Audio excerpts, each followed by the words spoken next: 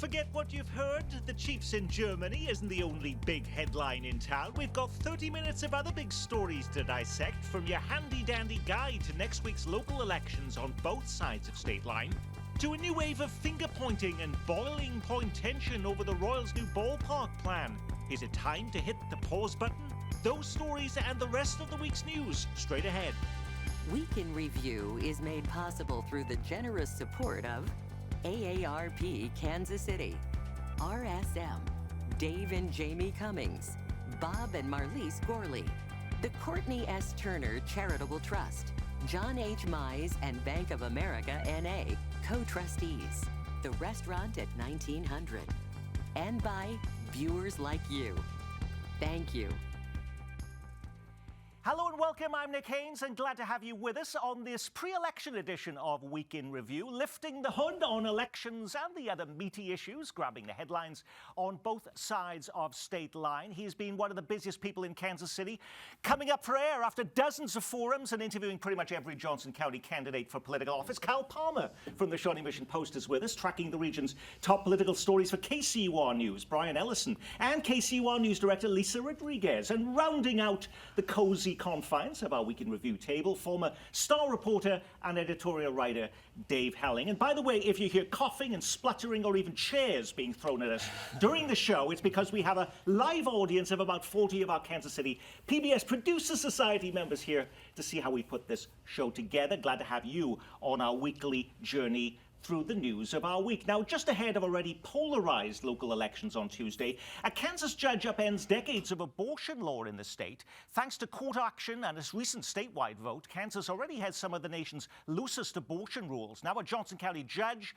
has blocked some of the few remaining restrictions, including a 24-hour waiting period requirement that's been in place for 25 years. When even local races today wade into national issues from immigration and race to transgender rights, how is this latest abortion bombshell impacting it, if at all, Kyle, some of the contentious council and local mayoral races we have on the Kansas side of state line? Well, you know, like you said, just happened a few days ago, so we haven't seen a lot of on-the-ground impact. Already, you know, candidates were, dividing themselves off into partisan camps in these nominally nonpartisan races. So Democratic and Republican candidates, whether they identify that way, I mean, those parties' positions are pretty clear on abortion, so if a voter wants to use that as a marker for who to vote for offices that really don't have any impact on abortion policy, then they're welcome to do that. But we haven't seen a lot of that beyond just what you see on campaign flyers. Many of us thought we'd sort of ended the abortion issue with the ballot question last year in Kansas. Lisa, why was a judge even bothering to go through this issue again? Well, this was a suit brought by abortion providers that dealt with some old, as you said, and some new restrictions that Kansas lawmakers put in place when it comes to abortion. And they argue that it made it that some of these rules were not based in science. For example, rules that require a patient to print out a form in a specific font, in a specific color, in a specific format, that meant that abortion providers had to turn people away day of, or providing information that was not based in science. And so that's why they argue that it made it difficult for people to seek this procedure, which is legal in the state. Brian, most of the energy around abortion right now is on the Missouri side, where there's a lot of debate over what that ballot measure may be next year in Missouri, a statewide ballot on the abortion question. But will this reignite the abortion issue in Kansas, where we might see another statewide vote in Kansas, or an effort to try and rein in judges as a result of this? I'm not sure, Nick, that it ever stopped being ignited in Kansas. The day after the Supreme Court ruling, legislators in Kansas were already planning the next set of legislative measures that might restrict in some way that is within the Kansas Constitution access to abortion. And that was why some of these provisions that were challenged in this lawsuit came about. I think there will be more, as well as funding for so-called crisis pregnancy centers. Other steps that abortion opponents are taking, those will continue to be debated in the Kansas legislature, I think, for years to come, as the country as a whole continues to sort this out. The challenge, Nick, is that Republicans have begun to recognize that this is not the political winner of an issue that it used to be, and so I think they're proceeding with some caution. So you don't see it having an effect in Kansas at the statewide level, where you would see the lawmakers coming back to try and put another issue on the ballot? Well, I don't know if they'll put something on the ballot anytime soon, Nick, but there will, as Brian points out, be a continued debate about this, because there is and was a misunderstanding about what the Kansas Supreme Court actually said. The Kansas Supreme Court did not legalize abortion. It simply said that your rules must meet what's called the strict scrutiny standard. That standard is it has to be a compelling state interest and it has to be the least restrictive way of meeting that state interest, and courts decide that all the time. And so the legislature will continue to probe what strict scrutiny means for abortion regulations in Kansas, and that'll continue in 2024 and the years beyond. I don't think it'll go back to voters anytime soon because it's difficult in Kansas and because the voters were pretty loud and clear in August of last year. Now, early in-person voting continues this week ahead of next Tuesday's local elections. Let's start in Kansas. Scores of local school board and council seats are up for grabs on Tuesday. A number of local cities are picking new mayors, including in Leawood, where Peggy Dunn is calling it quits after being one of our region's longest-serving leaders. From Blue Valley to Leavenworth, the teaching of race and gender in the classroom are dividing candidates in contentious school board races. And sharp divides over affordable housing and zoning laws are heating up council races in Prairie Village. Alrighty, Kyle Palmer, what's the race or trend that you are fixated on election night? Well, I mean, you just mentioned it in the video, but I think the Prairie Village City Council race is kind of a harbinger for what housing policy could be realistically tackled in Johnson County. So I think a lot of other cities in Johnson County, city officials in places like Overland Park, Lenexa, and elsewhere are watching to see the results in Prairie Village. What's really at stake here? Yeah. Is it possible that there would be no more apartment complexes ever built in Prairie Village as a result of this election? In a word, no. Okay. But so that was, the apartment kind of specter has been brought up by the opponents to the Prairie Village's housing recommendations, but that was never a realistic possibility. It was never on the table. But that has been brought up, it's certainly in campaign rhetoric and campaign flyers that you read. But I mean, I will say from an outsider's perspective, watching this, the proposed changes that the city at least dipped their toe into a year ago were relatively modest. They have walked back a lot of those recommendations because of the pushback they've received from this group of residents. And so now some of those residents are now running for office, trying to challenge those recommendations. And so it will set the tone for how the city approaches housing in the future, but no specific policies about apartments being built in certain places of the city. Like, that's not going to happen anytime soon, but there is definitely a tone, a tenor to how housing will be discussed in Johnson County and Prairie Village. Is the housing issue now really become the biggest political dividing line now in local elections? Because I see it also in the Wyandotte County races for commissioner, affordable housing, one of the top issues. Shawnee has also tried to block apartment complexes, block co-sharing, where people are not related to each other can live together. Is this now the biggest dividing line when it comes to local races? I think in local races it is one of the biggest issues and one that voters really do care about. And I think a lot of it boils down to, in each community, what identity each community purports to have. We've heard discussions in Leawood and some candidates even saying we want to remain an exclusive, a luxury community. We've heard rhetoric in Prairie Village about it, the moniker Perfect Village, and we want to maintain the character that we have. Of course, there are lots of layers to those arguments as well, but certainly at the same time, we're seeing in the suburbs a lack of affordable housing. And so it's about access and who gets to live in these communities as well. I think it's also worth noting the way that as a dividing line, it transcends, it crosscuts other partisan or other ideological dividing lines. You have Democrats in Leawood, or people who have identified previously as Democrats, identifying with this luxury community line. And in Prairie Village, I think, to Kyle's point, there are 6 city council seats on the ballot. There are not going to be enough votes to shift policy overnight, but I really do believe that everyone is watching how these issues are discussed, what buttons they're pushing with voters. It's going to change the tenor of the conversation, even among the city council members who are not on the ballot this election cycle, but who have to make some important decisions in the next 2 and 4 years. One other thing we've heard as a big trend is the fact that we've had that nationalization of these local elections. We have local parties, Democrats and Republicans, now putting out their own slates of candidates, sending out mailers saying, even for water board and school district, these are our Democratic candidates, these are our Republican candidates. Are we now at a stage where we need to rip the Band-Aid off and say, let's not have this pretense anymore, let's just have partisan elections, because people are seeing through it all? For some voters, we must say this, it is helpful in some ways because you have so many elections and so many candidates among whom you must decide. And sometimes party identification can be a shortcut to understanding a worldview of a candidate, so you don't have to dig deeply into backgrounds and voting records. You can just say, I generally agree with Republicans, generally agree with Democrats. So I think it's a trend that will continue. Because you are dealing with hundreds of races, from water district, Correct. school board, council races. Will there be an effort to try and push that again? I know it has happened in the past where we want to have back to party labels for candidates. I mean, certainly some candidates have pushed that idea, and I mean, the political parties themselves, I mean, I take the line that Dave articulated, that, you know, this is a way, this is a helpful tool for voters to understand a candidate's position when maybe they are, you know, running for offices and talking about arcane issues that they don't normally pay attention to. But there is also certainly a segment of voters who is turned off by this, who is bothered by this. They still hold on to this idea that these offices should be nonpartisan, and they chafe at the idea of political parties being so directly involved. And I think that's becoming especially true when we move from city council elections to school board elections, where I think for generations we've said, well, clearly that's an area that should be nonpartisan.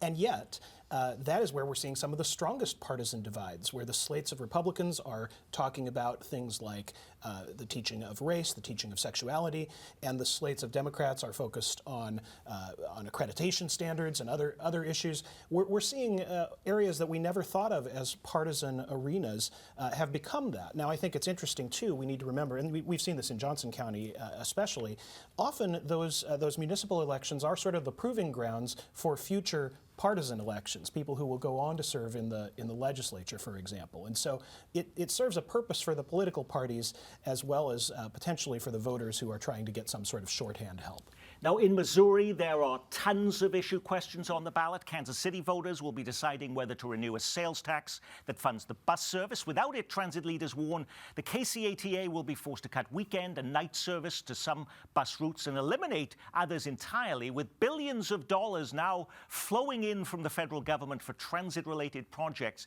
Is that just election scaremongering, Lisa? I don't think it's scaremongering, because I think the federal dollars coming in for transportation projects are designed for new initiatives and not just sustaining ongoing service. The KCATA does get a significant portion of their budget from this tax, and so I do think it's fair to say that we would see a reduction in bus service in Kansas City if it doesn't pass. At the same time, the KCATA has been dealing with lots of financial issues and questions we haven't quite seen the answers to. So, and bus service as it isn't ideal. It isn't the most efficient. So I do think it'll be interesting to see how voters act on this issue and whether they believe in their bus system. Some are questioning why during Mayor Quinton Lucas's first term they made bus service free in Kansas City, eliminated all fares. That was bringing in about $12 million a year. If money is such an issue, why did they do away with that? Well, $12 million isn't that large a portion of the overall budget. The reality is that the number of people who are turned away from access to buses by having to pay for them might be greater than the money that is saved. In practice, the tax is a far more important source of income for our buses. There was concern also in the bus tax, Dave, that there may be efforts by the city to take some of the money that goes to the bus service to put to other types of transit-related matters, from possibly a train link to the airport or east-west streetcar lines. How can we guarantee that money for a bus tax would actually go strictly for that? Yeah, well, because the people who run the bus service are pretty zealous about protecting their access to that money. Otherwise, they do have to start shutting down some service routes, and that becomes a problem for the entire community. So I think the argument has been for some time, that bus service, bus transit, is an essential city service, like cleaning the streets or having a police department or a fire department, and your taxes should pay for it. We should point out that this is a sales tax. Sales taxes are regressive. They tend to hurt the poor more than the rich, and that may be a factor as people go to the polls. It's interesting on the transit issue. It seems that every week there's a different headline saying there's more money coming out of the Biden administration to fund transit-related projects. But there was also a headline about Johnson County, Kyle, in the Shawnee Mission Post, about also looking to cut back service to the bus there, actually raise or even put fares back on the popular bus route from Johnson County Community College to KU. So they're also having transit-related issues there. Yeah, these are preliminary discussions, but it is kind of a result of the fact that Johnson County has seen trends and patterns in ridership change drastically over the last 3 or 4 years. They've seen an explosion in the use of so-called microtransit, which is like ride hailing. You can call a small bus, kind of like a public Uber. So they're thinking about raising rates on those rides, but then also doing something with some more traditional bus routes that are not getting as much ridership as they used to. And so, yeah, there is a changing pattern in how the people in Johnson County who do use public transit are using it. Just a quick note, Nick, and this election sort of shows or is proof of this idea, that public transit does not pay for itself anywhere. I mean, there's no community in America where the fare box pays the cost of moving lots of people from point A to point B.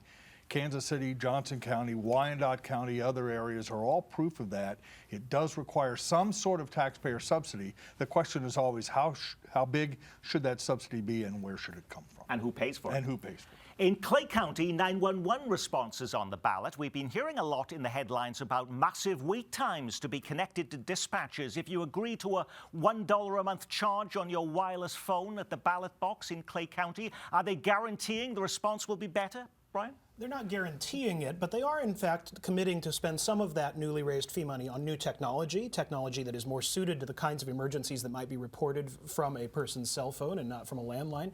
The percentage of calls that are coming in from landlines at this point is I believe it was 11%. It's almost nothing now. The reality is that voters are and because that's how they funded it, through the landline. Right, and it's how they're making their calls. It makes sense to charge that fee to phones. At least that's the argument county officials are making. But the point that they're making is that right now the landline tax is not actually covering anywhere near the cost of 911 services, and those monies are coming from other portions of Clay County's general budget. This would bring it more into a realistic It sounds like the arguments we're hearing about the gas tax and what we should do with electric vehicles because less money's coming in. So that's at stake in Clay County. Over the last couple of years, we've seen counties all over our metro placing online sales tax measures on the ballot to capture the revenue they're losing out on. When you shop online on Tuesday, Jackson County is finally looking to close the sales tax loophole, charging you local taxes when you snag that cute necklace on Etsy or that winter jacket from that online store on the West Coast. Jackson County says they'll use the money for homeless projects and renovations at its 2 courthouses. But Stop the Press's Stacey Lake, who ran against Jackson County Executive Frank White, is encouraging voters to reject the measure, saying Jackson County is swimming in cash. It doesn't need the money. Is she right? And how do we know the county will spend the money where they say they will? Well, is she right? I think certainly there's always merit in looking at how a county is spending money. But Jackson County really does, as you mentioned, join a lot of counties in Missouri and over the country who are adopting this use tax on online sales out of the state. So it's not super extraordinary that Jackson County is doing it now. But one of the reasons that County Executive Frank White vetoed this measure when the legislature passed it was specifically because it outlines specific uses for this money, including for homeless services, including for renovations at the courthouse. The legislature overrode him and put it on there anyway. So if it is on the ballot, I believe the county does need to use it for these purposes. Well, and I think that reflects broader tensions in the Jackson County legislature and Jackson County more broadly over, it reflects levels of trust in the county executive and in how money is being spent. But for the most part, Jackson County leaders, even those who are not huge fans of Frank White, have sort of come out in support of this plan across the board. I think a lot of us got the flyer. They're not going to be punishing the county over the property assessment mess? I don't think they are, and that was why Frank White said he wanted to delay the vote on this until the November election instead of August. It seems like the kind of tax that doesn't affect the taxpayers here themselves all that much.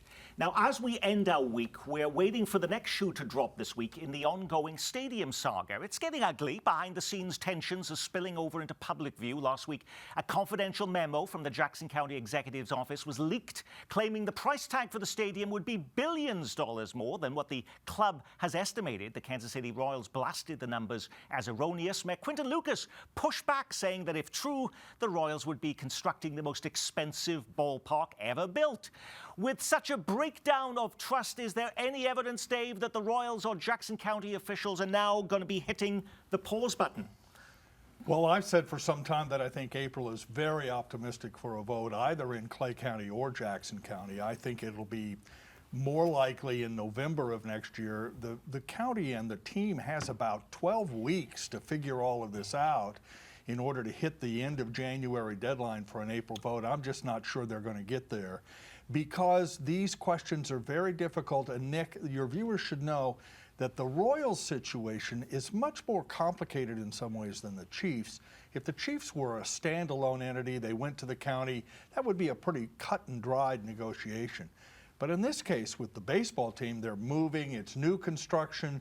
There are questions about how much the team will contribute. The league won't contribute much, unlike the NFL, which has a stadium fund. So the questions that frankly should have been answered a year ago are still on the table, and that's why I think April remains an optimistic. Are there any secret overtures going on in Kansas to say, let's escape the drama and let's move over there? Would they escape the drama if they came to Johnson County, though? I mean, when we have a new Scooters Coffee, we have people lining up for public comment. So I can't imagine what it would be like if you had a baseball stadium proposed. I've said this on the show before, but I'd like to say it again. Asking Jackson County to provide for the stadium needs of 2 professional sports franchises is an extraordinary ask because the costs are so high. Stadiums are in the billions of dollars now, not the hundreds of millions. And to ask Jackson Countyans without the help of Johnson or Wyandotte, Clay, and Platt is an enormously complicated, difficult issue and won't be solved by a couple of meetings. I did meet with Kurt Skoog, the Overland Park mayor, who happens to be the head of the Bi-State Commission currently, the chair of that. And I asked him that question. He said he's heard nothing from anyone about this. So I don't think there's going to be any shared tax revenue coming from Kansas. There still is an open space at the corner of Johnson Drive and Roe Boulevard in downtown Mission. There's the solution. All right. Maybe the Royals could move to Frankfurt. Maybe that would be a good thing for them as well. Hey, don't tempt them. Now, when you put a program like this together every week, you can't get to every story grabbing the headlines. What was the big local story we missed? More than 2,000 idled auto workers finally back on the job at the GM Fairfax plant. That after General Motors reaches a deal with the union to give workers a 25% pay bump. More Republicans calling for the Missouri House Speaker to resign, the chamber's top leader embroiled in an expense scandal. This is big. More than 200,000 homeowners in Kansas and Missouri could be getting a big windfall after a federal jury in Kansas City finds realtors have been inflating their commissions. The National Association of Realtors ordered to pay $1.8 billion in damages. The verdict could change the fee structure for buying and selling homes for everyone. Union Station announces its latest blockbuster exhibit, Disney 100, marking the 100th anniversary of the Walt Disney Company. It's currently making its world premiere at the Franklin Institute in Philadelphia. It'll be here next year. From Denver to Deutschland, the Kansas City Chiefs now in Germany for the NFL's first game in Frankfurt. Sporting KC continues its playoff run at Children's Mercy Park. And this may be overkill, but just a reminder, it's clock-changing time again. On Sunday, we will fall back and gain an extra hour of sleep. Alrighty, before we ask our reporters for their pick, we have a late-breaking entry to consider. If you already thought it was tough to get people who disagree with each other to sit in the same room together, look at what happened this week at a Kansas City Library Forum featuring 2 historians trying to educate the public about the Israeli conflict.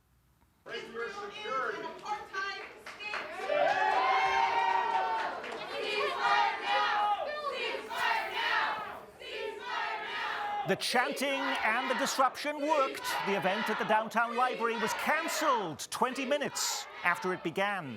Did you pick one of those stories or something completely different, Lisa?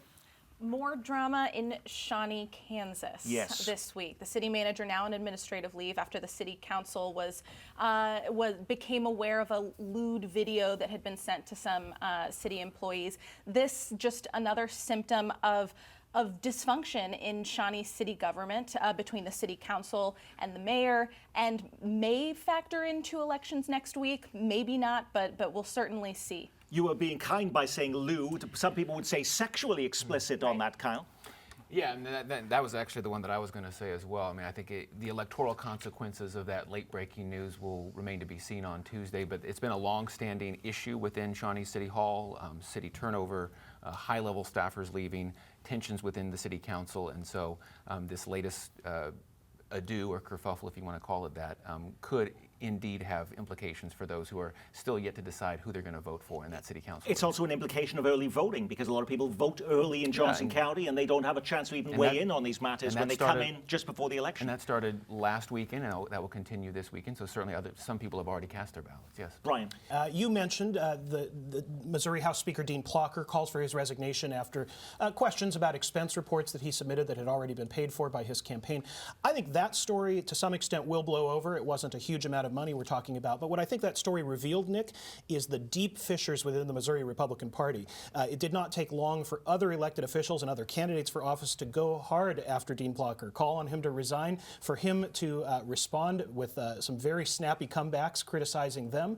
I think Missouri Republicans, who of course remember have supermajority control of both the House and the Senate and every single statewide elected office, are themselves going to start having to separate out their divisions, maybe in a way that we've seen in Washington, D.C., as the Republicans there have shown their divisions too. And Dave. Vacancy rates in Kansas City office buildings continue to climb. The 13-year high. Yes, the nature of office work in urban areas is changing dramatically after COVID, and it's a trend this city will have to deal with going forward in terms of its incentives and also because of its employment base and the earnings tax and other things in terms of how people work here. And then if I could go international for a minute, the Beatles have a new record out now and then, and it's great. All righty, and on that we will say our week has been reviewed, courtesy of KCUR's Lisa Rodriguez and Kyle Palmer from the Shawnee Mission Post.